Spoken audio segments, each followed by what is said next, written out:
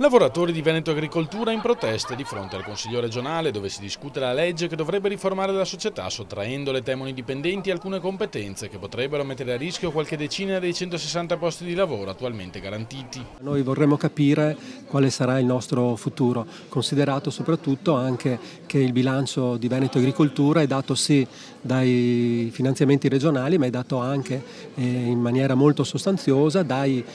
finanziamenti che arrivano dall'Europa, dei programmi, dei progetti europei che Veneto Agricoltura sta conducendo. Chi parla di sprechi, dunque, sostengono i lavoratori, molto spesso non sa quello che dice. La proposta di legge di riforma non ha alcuna visione strategica o finalità precisa, ma è incentrata soltanto sull'effetto politico-mediatico di un presunto risparmio. Avevamo concordato col Consiglio regionale un percorso di confronto per arrivare a una riforma vera, rivelano, e invece a sorpresa è stato riproposto un disegno di legge già abbandonato nel 2012 perché privo di senso. Siamo preoccupati perché ci sembra che non ci sia piena conoscenza di tutte le attività che facciamo